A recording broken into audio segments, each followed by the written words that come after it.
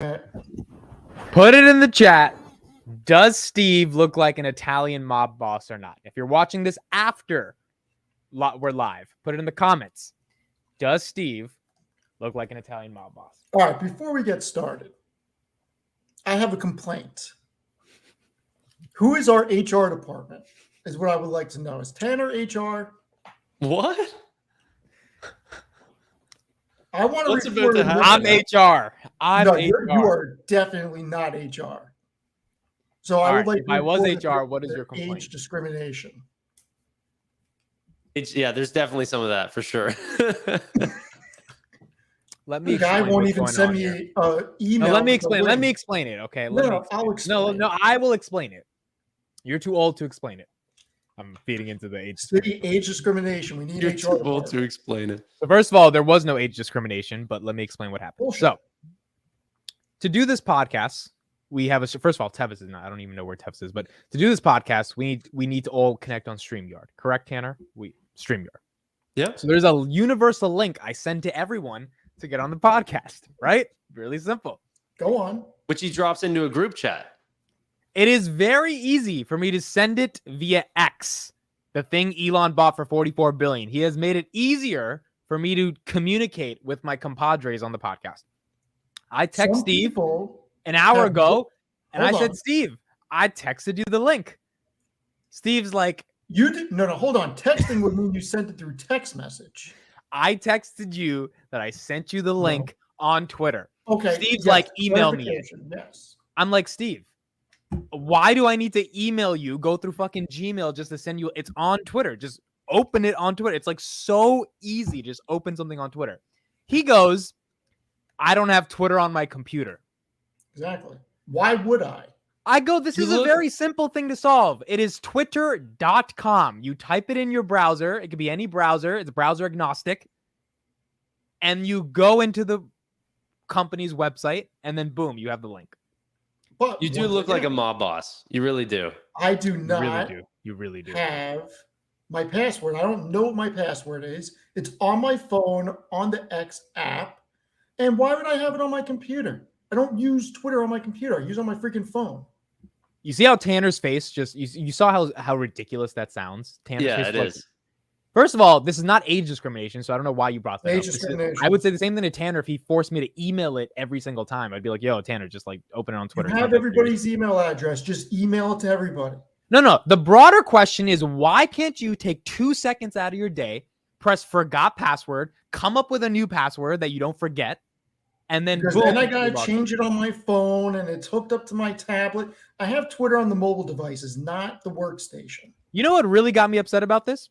Every time Steven writes an article on Seeking Alpha, you know what he says? He says, Amit, hit me with a retweet. I'm like, bet. I love you. You're one of my brothers. Of course. I want to spread knowledge. So he loves using Twitter as a distribution mechanism. But when I need to distribute the fucking link to you, I don't have a password. I don't even know. On my phone. I don't know my Twitter password. People are not happy right now. They're like, it's 10 p.m. It's time to start talking about And you know what's the worst part about this? Steve, if he just focused a little bit posting on Twitter, just like a couple tweets a day, he would be growing like crazy because his Seeking Alpha articles do numbers. But he refuses to grow on Twitter. He wants to use it for traffic for his articles, but then won't know the fucking password to his phone. I don't know the password. Isn't he supposed to be opening a YouTube channel anytime soon? How are you going to open a YouTube channel, Steve, if you can't open up a Twitter account? You realize YouTube is on the desktop too, right? Because YouTube is tied to my Gmail account. Okay, tonight after the podcast, I will stick with you on live after Palantir Weekly, and we will so that I can log in and tweet different things that I want to see. He stole. The gods don't want this to occur. Let's just move on. It's true. This wasn't age discrimination, though. I don't know where you got that age discrimination. How I never even mentioned your age. That had nothing to do with it. I mean, talking about age discrimination, you said he wouldn't understand because he's old. Well, that was a joke because he went that direction, but there's nothing for age about it. All right, Tanner, introduce the podcast. Ladies and gentlemen, welcome to the Sofi Weekly podcast. Today, I have 3 very special guests with me. Above, I have Amit. To my to my right, I guess, would be on camera, is the Grand Tevis, and over there is the great Steven Fiorillo. You can't just call him Steve. You have to say his full name. It's Steven Fiorillo. So that even sounds like a mob boss name. Yeah, totally. He's the Pokemon Mafia for sure. Wait till you see what I bought. I'll have it next week for the stream. Got you. Steven, did you see what I bought, brother? Look at this. Tanner bought a house. Not your Pokemon cards. Steven's Right? cards are worth more. I am very proud of you buying an appreciating asset. I'm very proud. Thank you. I got a video to share with you guys. Amit, this is Dan Dolev.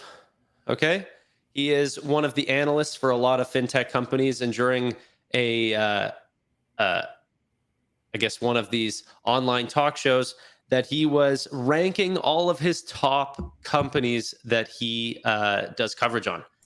I know it's kind of small, but what you can see there on the list so far that he's building out, we'll go over the full list later on, but just to see here, at number 1, he has Affirm. Number 2 is Robinhood. There you go, Amit. Number 3 is SoFi Technologies, and this is what he had to say. He has retirement. I would say SoFi is one of the most disappointing IP. I know it was a SPAC, but we'll call it an IPO of the post-COVID era, just because of how great the reputation was and the brand. The stock just has not matched the expectations, probably more than any other stock that's up here. What's going to turn that around? Student loan refinancing. Okay. So I've actually done work. I've done a deep dive. There's $16 trillion of student loan refinancing. I don't know why it's lagging so much, but there's not $16 trillion. There's $1.6 trillion. Just a little misstep there. So, but anyway, I just wanted to clarify that. There's not $16 trillion. Financing that are up for grabs.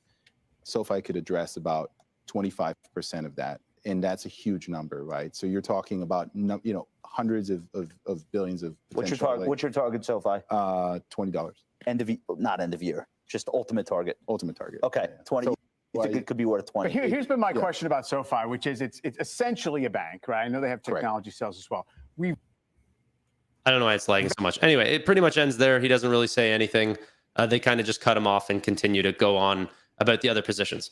That being said, though, what does he mean, by the way? His ultimate price target for SoFi, not end of year, but ultimate price target is $20 a share. It could have meant next year. You can't really speculate on that. But they asked him. I don't know. Could just be trail or total 12 months. But what do you guys think? Maybe this just shows how mainstream media is not as excited about the stock as we are, which is good. Because it didn't seem like he was overly bullish. Putting Robinhood ahead of SoFi means the guy has no fucking clue what he's talking about, to be honest. And I love Robinhood, but that was weird. Like, I get it from the valuation. Maybe Robinhood's more attractive, but long term, Robinhood is a better fintech than SoFi. So most analysts do 12-month price targets anyway. So that's at least what I'm assuming he's talking about is for the next 12 months. What will this stock's how will they actually perform? I think SoFi is an easier double than Robinhood in the next year. Maybe. I don't know. I actually am a big fan of Dan Dolev. I like a lot of the things that he says. However, I find that he's just so overly optimistic about Affirm, and I couldn't care less about that company. But anyway. I think when a lot of these people say that they do a lot of work on it, I don't really know what that means. I mean, we cover every angle from it. They just read your articles, dude. And I don't know basically if they're looking at the banking side, the AWS of fintech, if they're just focused on student loans, gap profitability in Q4. I mean, there's so many angles that you need one of these analysts to come on and do a 15, 20, 25-minute talk somewhere, because talking about SoFi for a minute on CNBC or Bloomberg, you can't get enough from it. It doesn't do it justice. Yeah. Look, if you ever want to know how BS some of these segments on CNBC or Yahoo Finance or any mainstream finance media, just go back into YouTube and look at how they were talking about certain stocks last year, 2 years, 3 years ago. And what you'll find more often than not is stuff that goes up, they get more and more and more and more bullish on the way up. And if it goes down, they get more and more and more bearish on the way down. And it's just the complete opposite of what you would expect. You know, there's been a lot of people on CNBC that I was seeing where they were like, you know, super bullish on companies like Roku or Coinbase when they're at 300, you know, 400, whatever. And then they're super bearish now when it's at like $60, even though the underlying company has been growing in SoFi's case and in a lot of the cases. And so it is more, in my mind, entertainment than it is like educational, because they want the clickbaits, they want the views, they want the shares, they want the retweets, and they want the sort of hot takes. And that's not really conducive with a long-term mindset. The fact that these people, like, they lose credibility. I mean, Josh Brown, for one, he's completely lost credibility in my mind, as well as that, you know, the other one, I forget his name, Steve LeBeau, Phil LeBeau. Pretty much everybody on CNBC to some extent, because they just have takes that are not based on any company fundamentals, that are not based on any company execution. And they have access to these executives, and the executives come on and they talk about the underlying catalysts for their company. And meanwhile, like even Dan Dolev, who is bullish on SoFi, you know, his main thing is like, well, student loan refinancing. It's like, yeah, well, we know that, but look at all of the other, you know, diversity of product lines and the diversity of execution across those product lines for the entire time that student loans was inactive. Like, that should merit some, you know, reward or highlight on these platforms when you're talking about it. So even like Dan Dolev, who like we like and is bullish and has good price targets and sort of understands, when he says, oh, I've done a lot of digging, and then comes out and says, well, student loan is a huge, you know, market. Well, it's like, well, yeah, we knew that. You know, like what is the thing that you know that other people reading the one pager wouldn't know? I mean, I don't think we give him enough credit. I don't think he's spilling or showing all of his cards. But whenever I think that, you know, Mizuho is doing, you know, deep dives, I'm sure they have a multi-page thesis, probably 20 plus pages long, and they're trying to give something on a 5-minute segment that they have on a show. It's hard to summarize, right? Like, they went through, like you saw in that 5-minute, 10-minute segment or whatever, like 20 of his positions. It gives no room to give any sort of credibility at all. Like, they were talking about Upstart, and Upstart's such a complex business, and the guy said, well, that's an SEO business, right? And then he said, no, it's actually AI. And then they moved on. And that was the segment for Upstart. And I was like, okay, well, that's summed up, you know? But yeah, I don't know. Oh, the one person that is actually super bullish is Kramer. Yikes. I mean, he practically had a meltdown after earnings. Yeah, he's good friends with Noto, though, right? He's been sort of bullish on SoFi for a while. Yeah, He called Noto on air asking him why he wasn't coming on Squawk and why he was going on Tech Chat. He threw a fit. I wish I could find the clip. He threw an absolute fit at what was going on with the share price after earnings. Well, I mean, so Noto came on. I remember this when the $3 price target or the $2.50 price target came out back in May. Immediately the next week, I mean, we talked about it on SoFi Weekly on that Friday, and then like the next Monday or Tuesday, Noto did two appearances. One was on CNBC with Kramer. They were sitting outside, and he basically broke down that entire bear case. And then the second one was like a fireside chat at some investor conference, and he broke it down again. So to me, what that signaled is that like he always has Kramer as a platform in his back pocket. And if anything comes out that's like overly bearish or whatnot, and if he doesn't address it on Twitter, then he can always jump onto you know, a segment, a 1 hour thing with Kramer and clear it out, which is an asset to have. Sure. Too many people give Kramer a hard time. The guy has the most interviews with CEOs and the best interviews with CEOs from any of these people on Bloomberg or CNBC. He did say Theranos was going to be a game-changing company. Look, you can't get everything right. He did say Coinbase was going to go to 450. Dude, Okay. Coinbase had some great fundamentals in the beginning. All right. You mean You make Bitcoin that was face. at 70,000? That was the fundamental? You make that face, but look at Coinbase's free cash flow and actual metrics from last year or the year None before. of that matters. The only thing that matters is Bitcoin. You know this. Trading volume. It's not Bitcoin. It's Look, I trading. get it. Kramer's a TV personality. I don't expect him to be right about. I don't expect us to be right about stuff. But I he think- does this for a living, right? But I think by saying that, and like no disrespect to Kramer, I just think that he's been in the game for like way too long. He's like, one of those people that might have once been at the top, but then it's like 20 years go by and you're just sort of, I don't want to say washed up because it sounds so bad, but like washed up. And Steven, I think your comment is interesting, right? To say like, you got to give Kramer credit because he gets good interviews out of these people. I think that's saying more out of the lack of the other CNBC, talking heads than it is like praise to Kramer.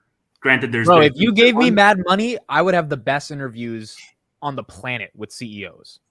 So it's not. Okay, It's Kramer just some of has the- his show. That's the only reason he gets the interviews. It's not because Kramer's Kramer. Outside of Kramer's Mad Money, some of the best interviews are with Barry Sternlich on Squawk in the morning at like 6 a.m. or 6:30 in the morning. Wait, Barry's Whenever he the. goes on. I think I know that guy. Okay. Barry Sternlich, he is one of the top CEOs, in my opinion. Chairman and CEO of Starwood Property Trust. Okay. Guy's phenomenal. Yeah, I think they do have some like good, some good hosts. I mean, Melissa Lee, I like listening to her. Sarah, whatever her name is, the one who always interviews Warren Buffett. I think he likes her. That's Becky Quick, isn't it? Yeah, that's the one. So Wait, did you say Sharon? I said Sarah. There's another one that's called No, Sarah. it's Becky, right? Becky Quick. No, but like there's another CNBC one. I forget. Okay, so if you guys had to rank your top 3 fintechs right now, how would you guys rank them? Let me read the. Hold on, let me read the list for everybody that was in there. The list was. Can you share it? Yeah, but let me read it real quick, then I'll share it. What time frame? Yes. I mean, I'm old. I'm not going to remember. Okay, I'll pull it up. But while I'm pulling it up, we have Affirm, Robinhood, SoFi, Toast, PayPal. By the way, we got to talk about PayPal today. Ticker symbol FI. I don't know what that is. ADP, 4, Square, MasterCard, FIS, MQ. That's Marqeta, WEX, FLT, Visa, Upstart, Coinbase. Ticker symbol FI might be the largest name out of all the names that you said there. Yeah. What is that? It's actually my company, Fundamentals of Investing. Yeah, it's Fiserv. Oh, Pfizer? That's not Pfizer. Fiserv. Oh, They do all like the terminals and stuff at McDonald's and a whole, but they're the original payment processor for terminals for white label stuff. Anyway, top 3. So mine might not be on this list. Is that okay? Yeah, that's okay. Nubank. Yeah, it would be SoFi, Nubank, PayPal right now. Good. That can take In that order? 1, 2, 3. Yeah. Okay, Steve. It's difficult. Very difficult. Is it difficult because you're old, or is it? No, it's difficult because as much as I want to say SoFi is my number 1, we could have a new one. Like what? PayPal? All right, so long term, I'm going to do it 2 ways. Long term is SoFi, PayPal, and then I don't really have another one that I follow, so I'll just do top 2. In the short term, and I don't know why ADP is on here as a fintech. They are a payroll company, and they have an HRIS system. Not necessarily a fintech, but anyway. In the short term, I think PayPal has a tremendous amount of upward potential. So I would say leave it at that. The long-term SoFi is, out of all these, my top. So what are your 3? I don't have 3. SoFi and PayPal. I don't follow any of these other companies. Okay. You Tanner? don't have another fintech that you like? I'm sure there's great fintechs out there. I don't follow any, so I can't make a. Okay. You know how you're being. All you have to do is pick 3, and you're being as complicated as you were for not logging onto Twitter on your desktop. That's what you're doing right now. Like, this is content. This is show business. I said pick 3, And you're like, well, I don't follow any. You're a content creator. You make Seeking Alpha articles. You can't pick one more stock out of all of these. Not if I don't know anything about the companies. Fine, Robinhood, because I know something about them. Okay, there you go. That's all you had to do. There you It's go. very simple. Okay, there we go. Tavis, what do you got? Yeah, obviously SoFi, and then PayPal is the one that I know most out of them, and then probably third. Honestly, I'm bullish on Bitcoin, so probably Coinbase. And if not Coinbase, then probably like Visa. Those were Dan Dolev's 2 lowest. Yeah. Just goes to show how much he knows, I guess. Or maybe it shows you're not Yeah. that smart. Maybe I'm just a Neanderthal. So, Amit, did you give yours? I would go Hood, SoFi, and then MasterCard. In that order? No, SoFi, Hood, MasterCard. Okay. I'd love to pivot the conversation. Okay, go ahead. There was some fun news, and I thought maybe we could fight over this. New SoFi job openings. for insurance, Director of Insurance. yeah, Who has the police for the- behind them? me. Sorry? Oh, you have the police? Okay, go ahead, Tanner. No, I was just going to say, for SoFi Protect, they're looking for a director of insurance to help build out the next scaled business line within SoFi, and potentially managing an insurance agency or holding insurance licenses is a plus. Okay. They even say here they want to develop a roadmap for new partners and offering to scale SoFi Protect overall. I said on my live stream that Stephen Fiorillo should apply for this job. I'm not what they're looking for. I do corporate insurance, workman's comp, EPLI, commercial package. I'm on the business side. I don't do personal. I can tell you what I think about what they're going to do if you want. Yeah, they're looking for someone to help build out their life and PNC, property and casualty. I didn't even look at it, and I can tell you that what they're probably going to do is offer a complete suite of packages with annuities, life insurance, and all those types of lines to really create a 360-degree. It's very smart, and I hope they do it because it is just another sticky asset to their ecosystem. Yeah, I mean, look, I think the underlying question, if we just go beneath surface level, is how are they going to build it out? Is it something where they're going to try, small pilot programs and try to build it out in-house? Or are they just going to try to have some type of M&A strategy, maybe that comes to fruition in the end of 2024? Or maybe it's a company that they're eyeing up, something small, like they did with Wyndham Capital, right? Under 100 million for that purchase.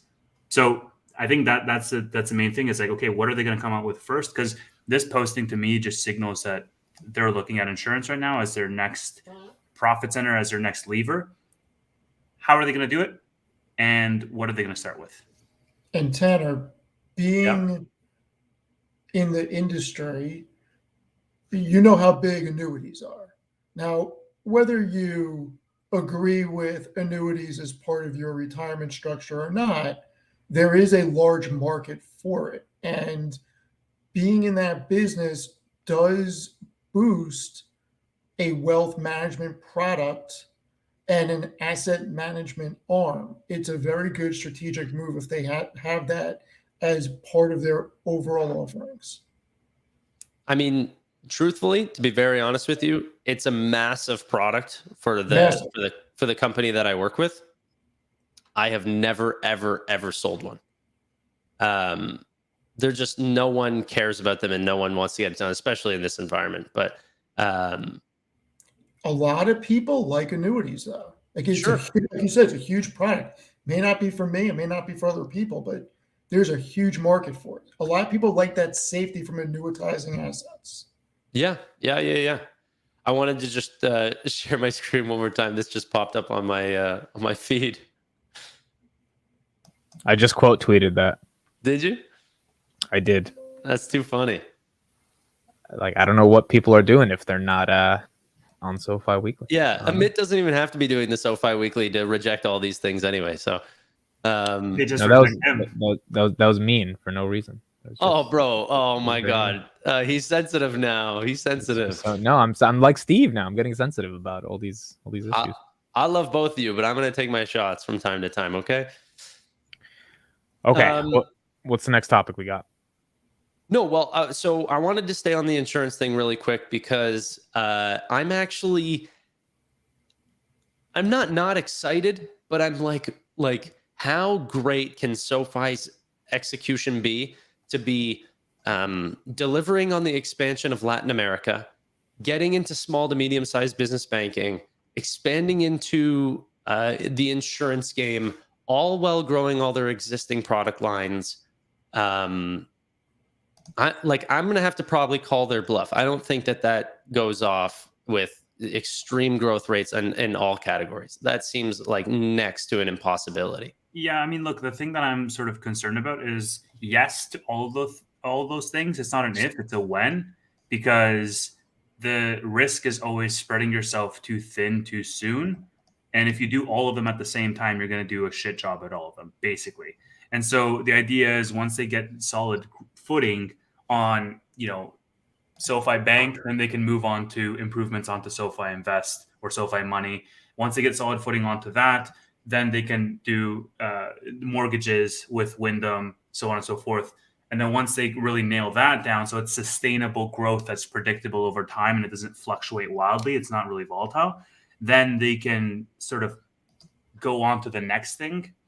And so for me, yes, we see a posting for director, but in my experience, director roles usually take months to fill out. Like, you want good people for that role. You don't want just an average Joe off the street. So I wouldn't be surprised if they don't get that role filled until the end of the year or something towards that effect.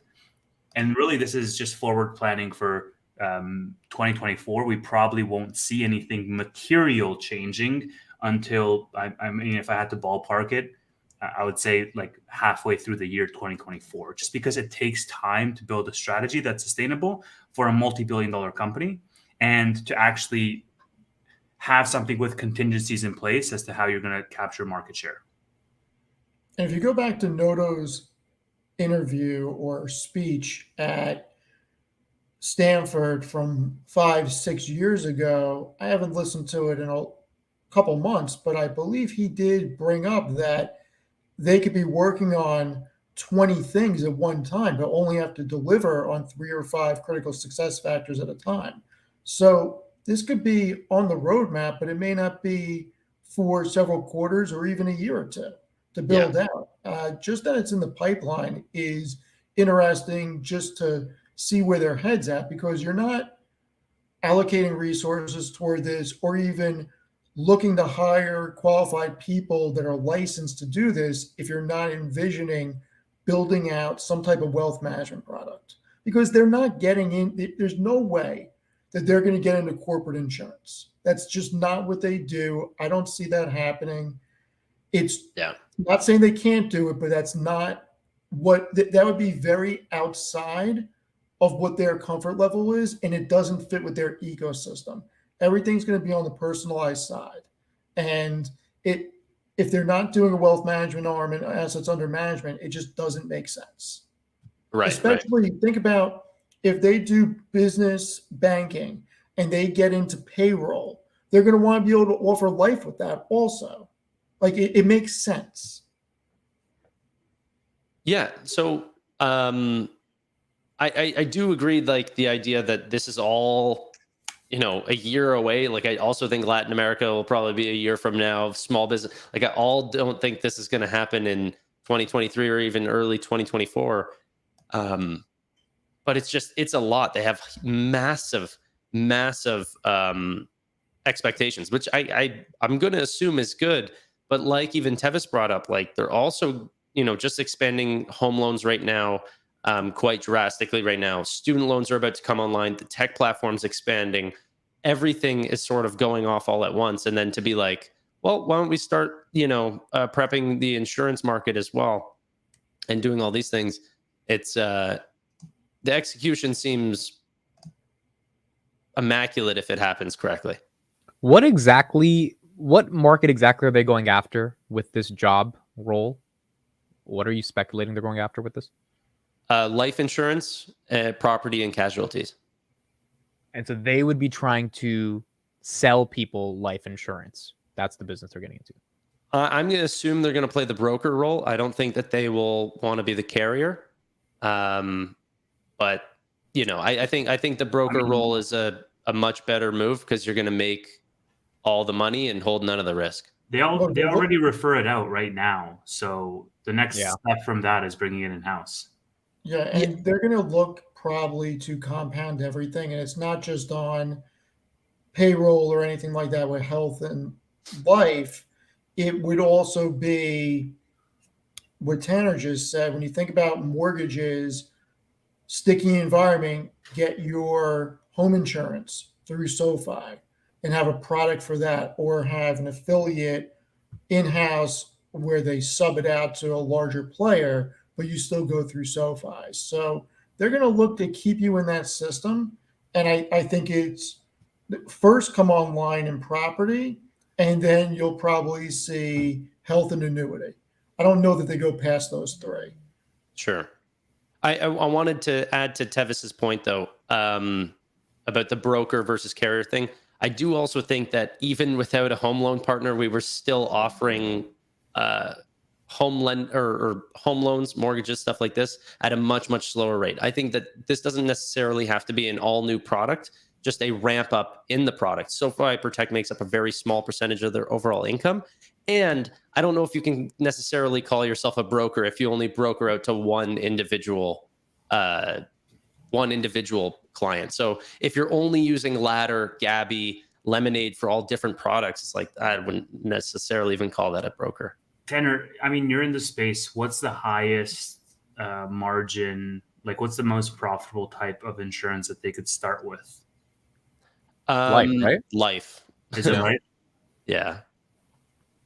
I would say. I mean, I don't know what it looks like from like the actual carrier standpoint. I'm not like head office. I'm just a salesman, right? I'm the financial advisor. But life insurance pays, as far as I know, the highest premiums, higher than commercial, higher than PNC, higher than auto, all of them. The point of life insurance, right, is that when you die, you want to leave something for your family, right? Yep. Okay, so basically, if I buy life insurance right now and I have a wife and kids and I die, based on the type of policy I got, they will give money to my wife and kids, right? Yeah. Yeah, as long as you don't off yourself and they can prove it. And to be honest, yeah, that's like even a big misconception too. Most insurance carriers will pay due to self-harm almost always. So why do people buy life insurance? Because so then you don't leave expenses to people that you love. Like you don't want burial expenses. You don't want the mortgage to stand around whenever like Steven, but big it's not your problem family. anymore. You're dead. Yeah. Those are the clients you can't sell. Like Steve, do you have life insurance? Sorry? Steve, I have it through my company. I don't pay for it on my own. Okay, let's say you didn't have your job. Would you actively go and try to buy life insurance? I think it depends. No, you have to think. You have to think because you were like, I don't care. No. Let me explain. You don't even let me talk. In a second, you were like, if I die, why do I care about what my wife has to deal with? It Right? depends on Because everybody's situation is different. It really depends on what your financial situation is and what your life situation is. I mean, but why do you care? If you die, everyone else has to deal with. Everyone has to be a big boy here, right? Like, Look, if you have a wife and 2 little kids, or if you're a female and you have a husband and 2 little kids, there's a good reason. I don't have kids. So, everybody's situation is different. And those kids got to get a job. They got to start working. Just look at the comments if you want, like. I don't care about the comments. I'm just saying, like, if you want to baseline why people do it, look at the comments, because there are people with kids, with families, with stuff that it seems like a steal, where if it's like, $50 a month or whatever, and then that you don't have to worry about that, just even the stress of worrying about that makes it worth it. I'm just saying those kids could get a job. If if you want to go down a little bit of a rabbit hole, what's exciting I'm just is saying, if you like, can, I don't know why it's so complicated. I don't even No, understand why there's a whole life business is a around very life insurance. popular product, and look, for a lot of people, it makes a lot of sense. I think when you get older, you'll have a different view on it. Bro, I don't think my parents have life insurance, bro. Indians, I don't think they give a fuck about life insurance. If they die, they die. Like they're not thinking about leaving us. Yeah, with but like insurance. your parents are gonna like leave you everything. It's not like I don't know. Anyways, next topic. just really quick, I just wanted to add on just to try to find a niche for Amit here. I mean, it's if you could find that comment all the way up, his name is Surge. He's got a purple S as a picture. Life insurance is supposed to be barred against. So Yeah. what this is sort of a thing that is quite exciting is that it's not just death insurance. It's also it can be used as a utility during life. Is that you can borrow against the product. Banks like to use it as collateral, knowing that if you're going to acquire property or something like this, if they can be the beneficiary of your life insurance policy, they're going to like you a lot more. Sounds like a scam. I'm just saying, this life insurance thing. It's not because you're paying into it. It is what I learned as I was Tanner getting into sold the it before. industry. He knows it's a scam. That's why he's smiling right now. It is such a big industry. I had no idea how big it was. It's like trillions and trillions of dollars, and that's just the company that I work for. And there's so many. All right, well, it's good. SoFi's going after it then. Makes sense. Yeah. It's weird though, because like if you really think about it, it's the only type of insurance that is an inevitability, right? Like if you get insurance against a flood or a tornado or whatever, like that could never happen, but you're gonna die at some point. Well, what happens if you're like you die at 80 and your kids are like 50? Do they get a shit ton of life insurance from you? Dying at it's 80? something you pay into your life. So if you've been paying into it for years and years and years, then yeah. You don't get confused because there's different products, but yeah. Like there's term insurance, which most of the times whenever you're 80 will just completely expire. And then there's like whole life, which doesn't matter when you die, you will get paid. But this is not a SoFi Weekly conversation anymore. This is just Tanner sitting down with a couple of guys and being like, okay, these are the products of the life insurance game. Yeah, can we not talk about insurance anymore, please? Yeah. Like ever. I talk about insurance all day. It's so freaking boring. Well, why are you in that job then if it's so boring? Pays money. Talking about insurance outside of work is boring. Insurance is a necessary evil. Wait, and so on during the work it's exciting? on the corporate side, it's much different than talking about whole and term life. I deal with D&O, EPLI, freaking workman's comp, package. I think if you quit your job and wrote 5 articles on Seeking Alpha a week, you could probably double your income right now, and you could actually do what you want for fun. I highly doubt that. Yeah, you don't. If you use Twitter, maybe you can get some retweets on the article and then really get momentum. And if you guys knew how much money there is in life insurance, it wouldn't be so freaking boring. If you go get licensed and you hustle, you can clean the fuck up.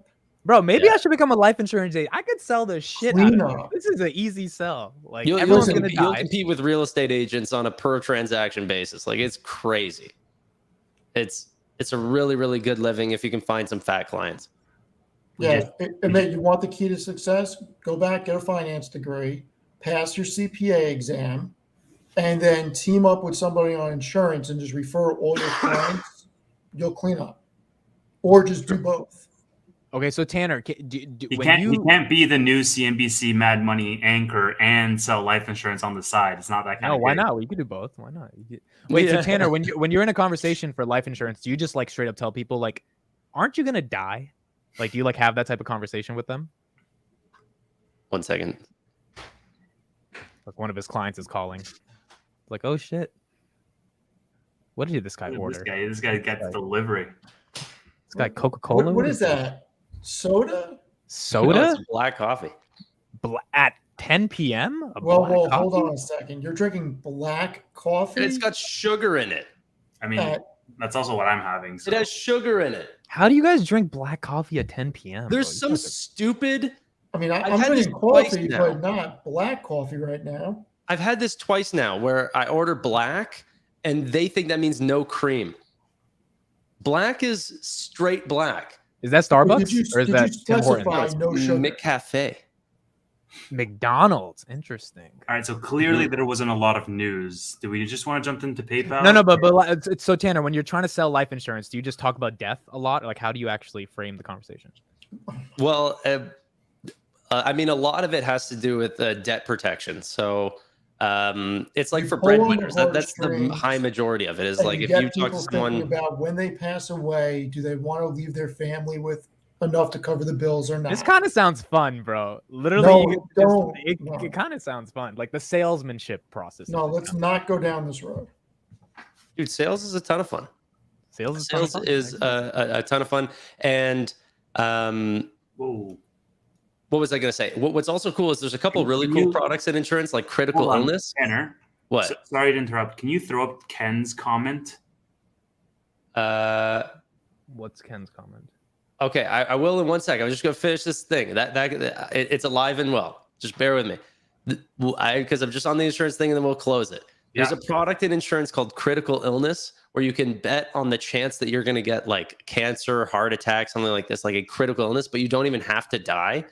That's a very popular product. Anyway, actually, admit if you can find that, or I'll just read it out if you don't have it there. I don't see. Oh, From 1037. No, No. 1037. I threw it in the private chat as well if we want to share it in a minute. The okay, comment at 1037 says, per Bender 9000, who's a resource on Reddit that breaks news on SoFi all the time, SoFi will be offering the Instacart IPO to members. Instacart is IPOing in the US, really popular company. That's huge, no? Like, this is not an oddity. This is not huge. This is nothing burger. Yeah, I think it's a nothing burger. First of all, anyone who buys this IPO is a fucking idiot. So, so have you read the financials? I would Yes. make that statement before you read the financials. first of all, no, buying an IPO is not a good thing, especially not in this economy. So look at all the people bag holding SoFi. Guess what you did? You bought the fucking IPO. Do not buy the Instacart IPO, even if it's 60% down from its 2021 valuation. Okay. Can I bring the counter argument? Because I think Tanner's on my side on this one, so we can. Yeah. Before you give the counter argument, are you legitimately telling me you're going to buy Instacart's No. IPO? No, Okay, no, so then there is no counter argument. You're not doing it. So why would you tell me? I'm not doing it, but it's a huge logo. It's like if Patreon or OnlyFans it's or not, bro. Most SpaceX people or don't know what Stripe Instacart all is. went public. They're huge. I don't know what the fuck Look, Anderson but they're huge logos. Most people Like, do it's not all know what attention. Instacart is. Look, You were wrong about regardless, from a business standpoint, it's great that SoFi is offering it and other companies aren't. So it's just one more thing that they're offering their members. Whether you're going to invest in the company doesn't matter. The fact that they're offering it and other people aren't is great. Because if any of these other companies like Stripe go public, good chance they'll be offered on SoFi to its members and there'll be an allocation. I'm not saying E-Trade Instacart's used to not a do. good business. A lot of people use it. I just buying the IPO, I think, is really stupid. Yeah, given- but it doesn't It's matter. That's immaterial. not your That doesn't decision to matter. make. That's the opinion. No, but that's my point. Like, how many people on SoFi are actually going to use SoFi Invest to buy the IPO? How big? It doesn't matter. The fact that it's there is a plus. Yeah, It's no, cool, but it's not a big deal in my opinion. the idea being that if it's an exclusive, the same way not that exclusive. the same way that it's an exclusive to have 24/7 market access, is that if you do want IPO access to some of those positions, that it's a great opportunity to have. No, you know why it's not a good thing? Because you have a negative sentiment towards a product when that product makes you lose money. So if you bought the Nerd Wallet IPO because Robinhood offered it to you at $18 a share, You're just picking bad IPOs. so Instacart is okay. So this rests on the idea that you think it's a good IPO. I disagree. And the SoFi No, people that lose money on it will not have a good feeling towards SoFi. And Everybody if who's it's investing social is gonna investing and go- getting your money right, why does Anthony Noda want people to get their money wrong by investing in a shitty IPO? But you don't know It's just that it's gonna do exclusivity, man. that. Like, it's not. I mean, hold on. If you've read through the filing, what's their EBITDA, what's their free cash flow, and what's their net income? I saw that their valuation was slashed by 60%, which is awesome. I think it's 13 billion versus like 40 billion from 2021. That's great. That doesn't mean the IPO is going to be. Okay. Are they? Yeah, but you can't just tell me the valuation. What's their revenue? What's their gross profit? What's their margins? What's their net income? Backdoor into it. I don't know, but I don't think that matters in the context of an IPO, or at least Of course, an it does. overhyped It's going to be a IPO. publicly traded company. The fundamentals matter. Financials matter. I mean, if you think in 5% interest rate environment, people are going to start using Instacart more and more and more versus just do their own groceries. I don't know.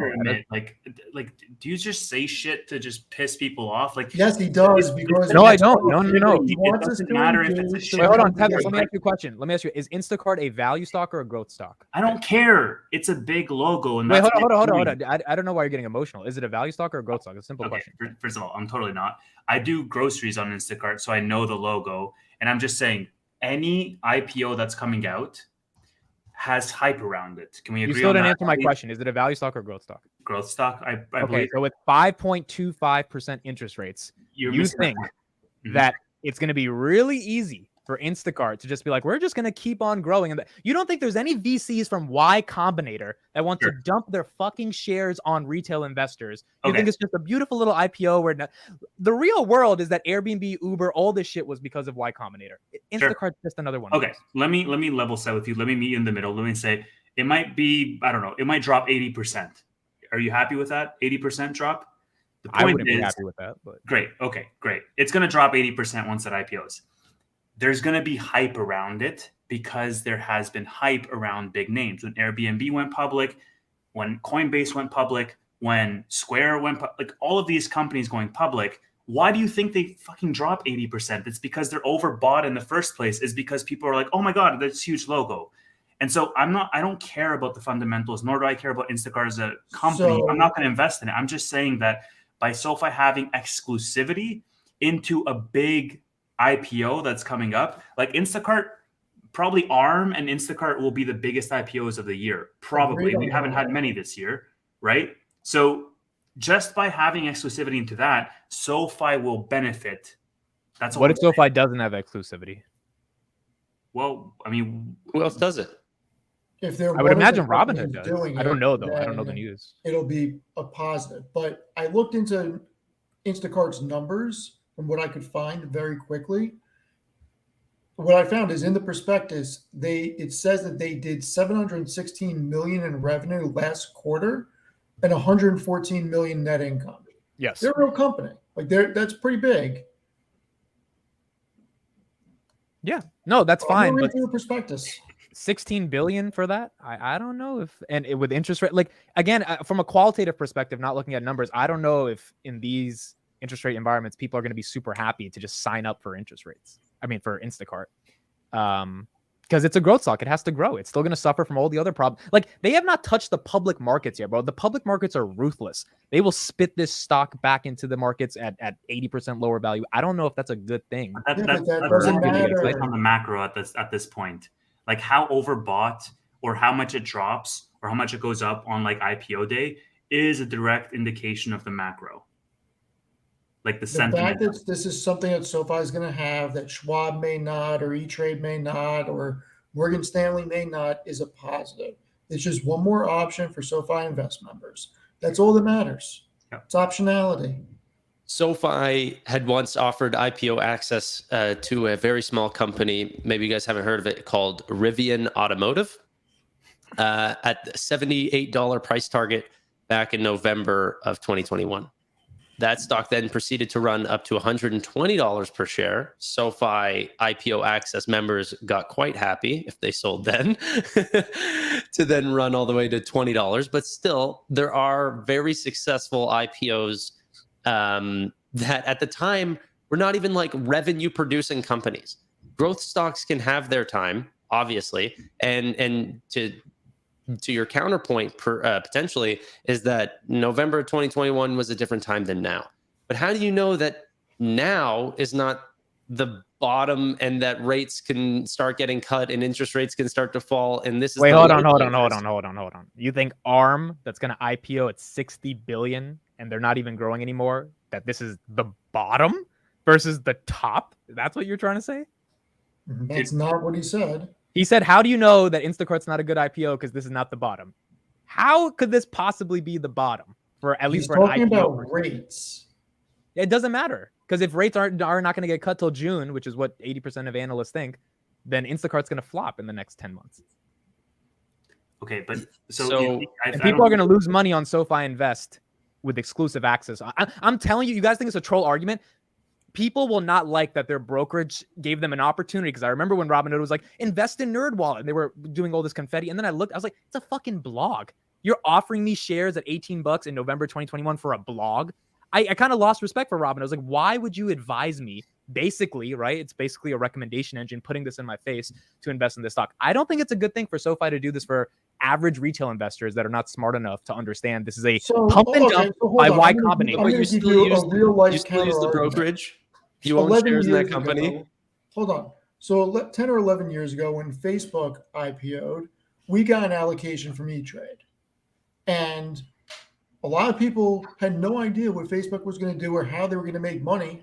And it ended up going down from, I think the allocation was at 31 or 32, and it ended up going down to 18 or 19.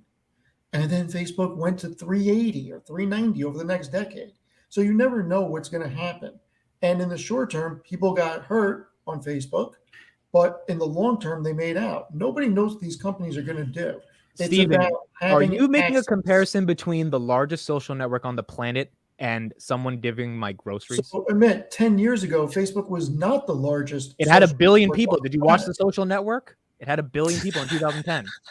Did you not watch bro? Remember Justin Timberlake? Drop the Facebook. Like, what's better than 1 billion? Wait, what was it? What's better than 1 million? 1 billion? Like, you don't remember these lines? Like, how are you comparing Facebook, that was going to be one of the biggest companies in the world, to groceries? No, trust me, nobody knew that. Nobody knew it was going to be big. When we still have our shares from when it first IPO'd. Like, nobody knew that. I think Steven's point about no one, like, that is such, like, that's the hardest part about investing, is like stuff like, even whenever Amazon dropped after that 1999 or to 2001 crash, and it was like, oh my God, it would have been so amazing to have bought that stock at $8. You would have been absolutely out of your mind to buy that stock at $8. No, but hold on. This is the part I'm confused about. Because to make this argument, you have to win that Instacart could be a revolutionary company, which is why this IPO is a good thing. No, you don't. I'm saying this, comparing Instacart to Facebook or Amazon. I'm saying Instacart can have great gains, and you don't know what the market is going to hold, and you don't know what the management is going to hold, and there's zero history behind this company. Tanner, you think a company that helps you deliver your groceries? First of all, Uber Eats. You think Uber, a company that delivers your books to your door is going to be, you think they're going to offer you everything simultaneously, single day shipping? Bro, if Uber Eats is doing as much or if not more revenue than fucking the entire Instacart company, I don't know what the number is, but you could argue Uber Eats is pretty big and part of Uber. And you look at Uber's market cap, then you look at Instacart. I mean, this is not, we don't have to be rocket scientists to be like, this is going to be a shitty IPO. Let me just read you one comment that somebody watching made. June, if you can find it at 10:48, said, SoFi investors are just given more options, which is good. It's not that they're recommending investing in it. People like options. And I think fundamentally that's the bottom line, period. All that matters. No, but that's incorrect. That's incorrect. Because let's go Tevis's route. Let's say it's exclusive, right? Tevis, you gave me the 80% argument. I'm going to give you the exclusive argument. Sure. What is SoFi going to do? You open the app, which, by the way, I tried it today. It took fucking 3 hours to load the app still. That's your crappy phone. I saw the comparison. Not my crappy phone, bro. I'm telling you, it's the app. What are they going to pop up in front of my face when I open up SoFi Invest? We have an exclusive IPO for you to invest in. The next generation technology of grocery delivery. Let me put it to you this way. Okay. My point is that average retail investors, like I was back in 2021, will be like, Instacart? That could be the next Facebook. And I'm going to buy that shit. I'm going to lose all my money, and I'm going to say, fuck SoFi. You don't know they're going to lose all their money. Hold on. Let me meet you halfway a minute. Okay. You don't like Instacart. You think it's going to zero. Look at this comment by Kelly. It's only relevant because Uber doesn't serve some places. Literally, that is the company you guys are telling me is going to be the next Facebook, and she uses Instacart. First of all, Uber also does grocery now, and Instacart is still thriving, so that's fine. But we're not stop conflating it with Instacart, the actual company. What I'm saying is, if there are people, and I mean, it might be a far-fetched theory in your mind that there do exist people out there that will think that this is a good company and actually believe in it. Crazy, I know, but those people will likely want to have that exclusivity because, like Tanner was saying, for an IPO, if it goes IPO at 60, people who have exclusive access can buy it like 60 to 70 to 80. And then the rest of the market buys it when it comes out to like 90 or 100. That's what happened with the Unity. That's what happened with a bunch of other companies back in 2021. Airbnb, So what's your point? The point is that the people who are bullish and who are buying Instacart, regardless of where it goes, if it goes to 200, if it goes to $2, they will want to buy it first, and they will have preferential treatment at SoFi, and they'll have that option to buy. And they will lose all their money when they buy it first. Freaking matter because wait, hold on. You guys are saying it doesn't matter for people to lose their money on a shitty IPO? How are you making this argument? Because I'm going to tell you why. Because I can sign up to Caesars and lose all my money betting on the Yankees tomorrow. You can go to the casino. Yeah, but the Yankees aren't doing $714 million in revenue in one quarter. Like, they're probably doing a lot more than that, to be honest. My point is, you guys have to answer my fundamental point. The brand equity of SoFi pumping a retail investment heavy IPO and then people losing their money is not good. After Instacart goes public, will there be people purchasing and will there be people selling the shares? Yes or no? Of course, it's a market. Of course. Okay. So if there are people purchasing and people selling shares, that means that there's a market for it, correct? 100%. Yes. Okay. Now, if I'm saying the average SoFi retail investors will be the bag holders in that market for it, that means that there is demand. That means people are free willing, putting their money into it and exiting a position. There's also bags waiting to be held, like you're at fucking TSA. Everybody's individual choice as an adult. The fact that there is a market for it and the fact that there is demand for it means that if SoFi has the IPO, that is something that they have that other people don't. And anybody who wants it can purchase the shares through SoFi. Now, whether you like it or I like it or nobody else likes it or they do like it, doesn't matter because it's everybody's personal choice. If I want to buy shares and that's the road to do it pre-going public, I would open up an account and buy it. The same way that if Stripe I thought was going to be a good investment came out on a different platform, I would open an account to buy it there. If I thought that was the right move. The problem with this argument is you're basically saying, so cigarettes definitely can kill some people. They also can't kill other people. I'm freaking out Tria. Don't talk about cigarettes. My point is you're basically saying there's a market for cigarettes. Therefore, the grocery store should pump the cigarettes in front of you so they can make more money. That's fine. That's fine. They're not saying we recommend you buy it. They're just saying it's an option. Yeah, but when you put that option as a front page on your app to hundreds of millions of users, or not hundreds, like 6 million members, and I don't know, 10% of them, 600,000, like, oh, Instacart, SoFi. I only know about it because of SoFi. Did you? And then I press buy at $20 and it drops to $7. Amit, did you buy Oddity? Huh? Did you buy Oddity? What? The other IPO that they were talking about back in June. Did you buy it? In 2023? Yeah, like 2 months ago. Oddity. SoFi offered an IPO for Oddity. Did you buy it? I did not. Do you know what the price is? Is it higher or lower than IPO price? I have no idea. Is it at zero? Tevis, what? If Instacart doesn't go to zero, but it goes from $16 to $2, you think that you have the SoFi app and you don't even know what he's talking about?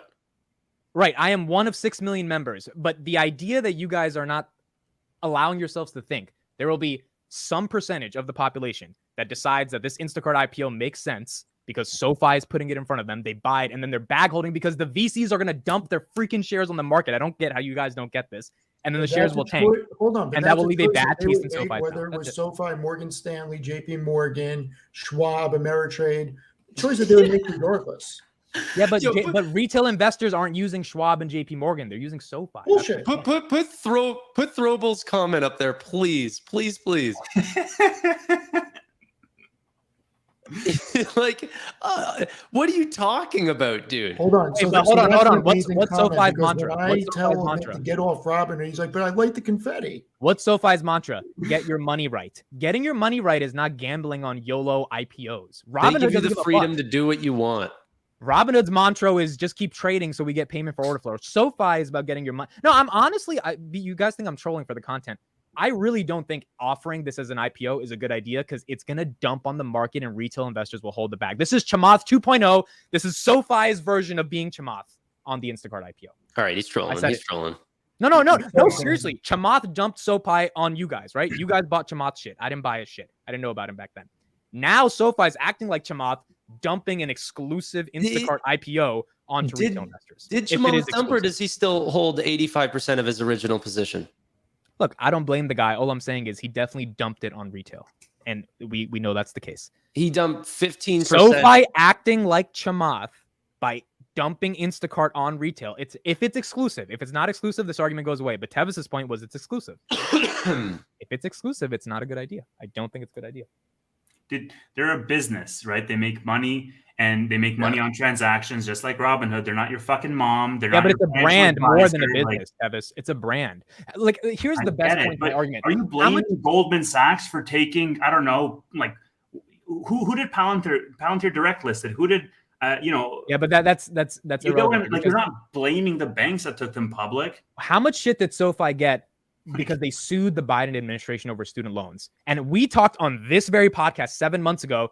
We don't think this is the best thing for the brand. Even though Anthony Noto had a fiduciary duty to sue Biden, we all said, all of us in agreement, we're like, this is a bad look for the brand. Even Chris Hager said, I think this is a bad look for the brand. Right. So I don't get how you think that's a bad look for the brand, but dumping a Y Combinator venture capital backed company that's going to drop 30% on retail investors is not a bad look for the brand. So you don't know that. First off, and second off, so who's buying Instacart? Hold on, put it in the chat. Who's buying company Instacart? allowing people to invest in AMC or GameStop or any of these other companies? I mean, that's the stock market. No one in the chat is buying Instacart. That's how you know it's going to dump on retail. Doesn't matter. Okay, if you think it doesn't matter that it dumps on retail and SoFi investors holding the bag, then that's fine. That's great. Doesn't matter. I might as well call you Chamath dividend stream. We've been doing this show for 46 episodes, and this is by far the stupidest take you've had. I don't think this is a stupid take. All right, let's see what happens when Instacart dumps on retail, and then I don't think it's going to be the best. Josh says Storm says I'm buying Instacart. There you go. Josh is trolling because he buys good companies. I know Josh. Josh, maybe you should reach out to him to be your financial advisor because he doesn't think it's. I would tell you to not buy Instacart, and I think I would save you some fucking money not buying Instacart. Yeah. He'd be telling you buy Palantir all the way down. Yeah, but Palantir was look. I mean, Instacart. At the end of the day, no one in the chat said they're buying it. Realistically, none of you guys think it's a good business, but all of you are happy SoFi's offering it. And my argument, didn't read their S1. I don't think anybody said it's not a good business. It could be a great business. The point is the IPO will dump. That is you don't know that. You don't know that until it happens. Okay, let's see what happens. Did you read their S1? No, I didn't read the S1, but I know it's a VC-backed company, and the VCs are getting rid of their shares they've held for 10 years, and they're getting liquidity. Someone's got to make them whole, and it's not going to be the big banks. It's going to be retail investors. Yeah, there's also big banks are definitely not going to lose their money on this stock. There's also probably a lockup period on that too. Like a lot of the people that are dumping on day one are people that are and you know who's trading? The people who have exclusive access, who can buy it at one price and sell it literally 3 hours later at 2x the price. Very true. You'd be part of the VCs. Yeah. I don't think SoFi investors are going to buy it and sell it in one day. I don't think that's going to happen. But. Okay. All right. Is that the show? I got Palantir Wrigley. If you guys want to keep going, you can. If there's more stuff to talk about, if not, yeah, let's keep going. Okay, so you guys keep going. I'm gonna go to Palantir. Okay. All right. I know you guys are gonna miss me for this show. I know you guys are gonna miss me. I'm leaving Tanner, now. You want to do PayPal? But I know you guys are gonna miss me. I don't want to do it on this though. See you, man. So send me a link. Wait, is this still live? Are we just running here right now? Yeah. Live. Do you want to just do a separate link? Just do a separate link, or you can do it on this, whatever you want to do. I made new charts for you. Cool. Wait. Okay, so just for everyone listening right now, while I just message Amit to turn this off, that we're going to be doing a PayPal video. I don't know if we should do it live or if we should just pre-record it. Do it live. But we have nothing out. Like, what? Just do it live. What does it matter? No.